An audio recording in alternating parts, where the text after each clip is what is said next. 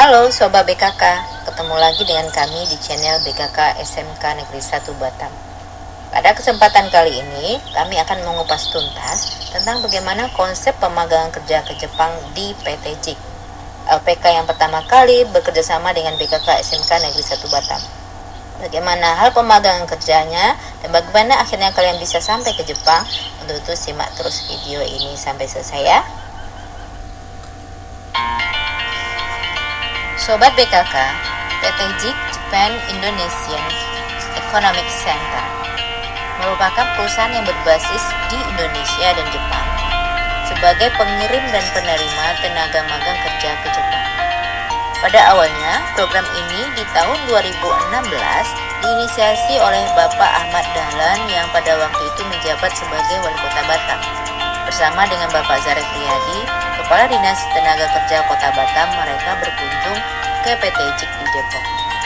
Di sana mereka menyaksikan langsung bagaimana persiapan pemagang yang akan dikirim ke Jepang.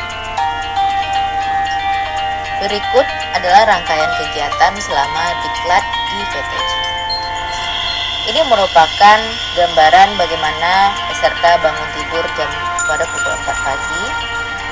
Kemudian mereka senam pagi, dilanjutkan dengan mengambil perlengkapan mandi sendiri dengan tertib dan kembalikan ke tempat semula. Kemudian mereka piket masak, masing-masing wajib melaksanakan piket masak ini sesuai jadwalnya. Mereka mencuci baju sendiri sesuai dengan jadwal yang ditentukan, dan kemudian mereka sarapan pagi. Bagi yang piket bersih-bersih, mereka harus mengerjakan kerjaan seperti ini. Dan kemudian bagian cuci piring harus bersih, rapi tanpa ada kotoran sama sekali. Kemudian sebelum belajar mereka harus apel pagi. Nah, ini adalah kegiatan bagaimana mereka belajar bahasa dan adab bahasa Jepang. Mereka belajar mandiri di malam hari, apakah itu pribadi atau kelompok.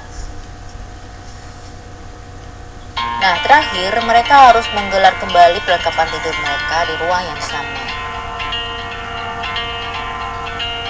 Lalu bagaimana alasan perusahaan penerima menerima siswa praktek kerja?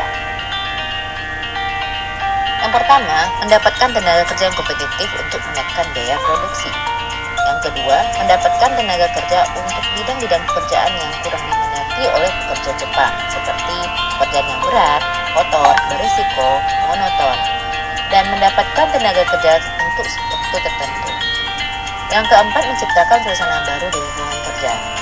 Nah, bekerja dengan status ini adalah sebagai siswa praktek kerja, bukan sebagai tenaga kerja Indonesia.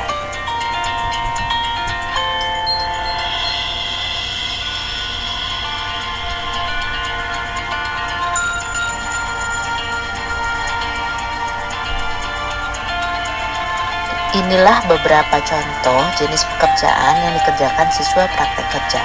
Ada pertanian, ada pengelasan, perikanan, pengecoran, pengecatan, dan pemesinan. Berikut adalah manfaat program praktek kerja bagi siswa praktek kerja itu sendiri. Yang pertama, memperoleh bekal untuk mempersiapkan masa depannya setelah kembali ke tanah air. Yang kedua, mendapatkan pengetahuan tentang kemajuan teknologi industri Jepang. Yang ketiga, pemahaman dan penguasaan atas keterampilan, disiplin, perilaku, dan sikap kerja positif bangsa Jepang. Yang keempat, tabungan yang didapat dari uang saku dan upah yang diterimanya selama mengikuti praktek kerja di Jepang. Untuk masalah pengupahan, masing-masing peserta magang tidak akan mendapatkan jumlah yang sama, tergantung dari UMK mereka di mana mereka bekerja. Berikut adalah syarat peserta seleksi. Pertama, persyaratan administrasinya adalah melengkapi formulir aplikasi pemagangan Form A2. Ini bisa diambil di BKK sekolah. Yang kedua, persyaratan umum. Lulusan SMK atau sederajat, laki-laki atau perempuan, usia pada saat berangkat minimal 18 tahun dan maksimal 22 tahun. Seleksi untuk kelas 12 boleh usia 17 tahun. Belum menikah. Tinggi badan minimal 163 cm untuk laki-laki, 150 cm untuk perempuan. Berat badan profesional, minimal 50 kg untuk laki-laki dan 43 kg untuk perempuan. Tidak buta warna dan kemampuan penglihatan normal. Berikut skema penggunaan biaya pribadi selama pelatihan dasar dan lanjutan. Teknis pemakaian biaya pribadi selama pelatihan tersebut sesuai kebutuhan, bertahap dan sesuai kebutuhan. Uang untuk biaya hidup selama pelatihan dikelola oleh setiap trainee. Tidak ada pembayaran apapun ke PT JIK. Perlu pemahaman yang benar mengenai biaya tersebut oleh orang tua dan calon trainee. Strateginya adalah dipersiapkan sejak calon trainee mulai memutuskan untuk mengikuti program ini sedini mungkin dengan cara program orang tua menabung.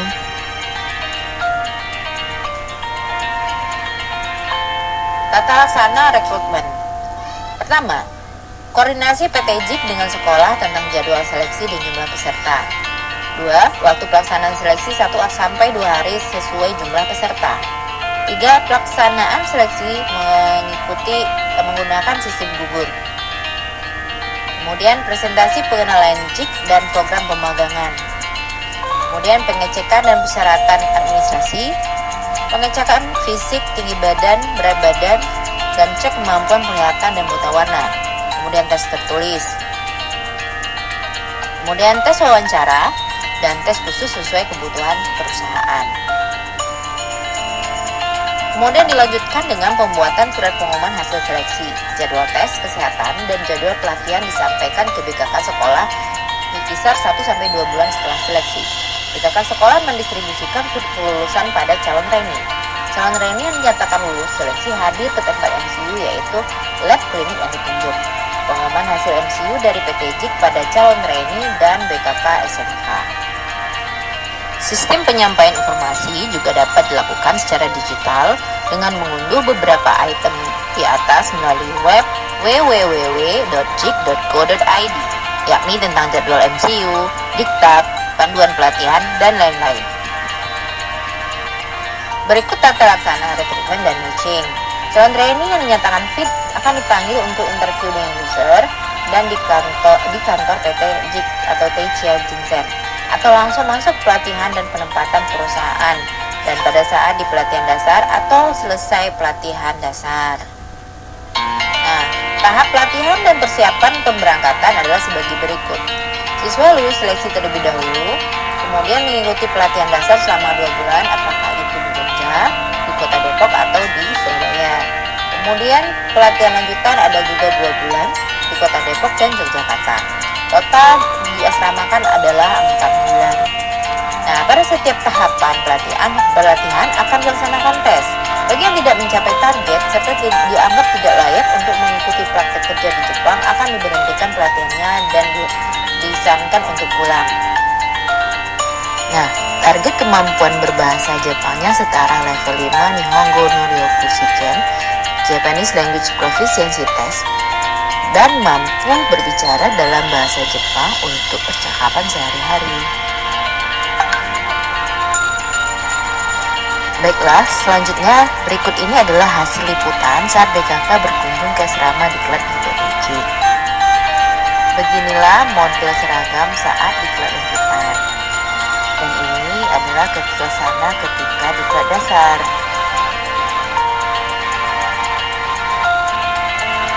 Ini adalah diklat lanjutannya selama 2 bulan. Kemudian belajar percakapan, belajar menulis hiragana. Nah, kelas yang saya kunjungi adalah kelas yang perempuan semua isinya. Nah, ini adalah momen di saat BKK mendiskusikan MOU selanjutnya dengan PT JIK.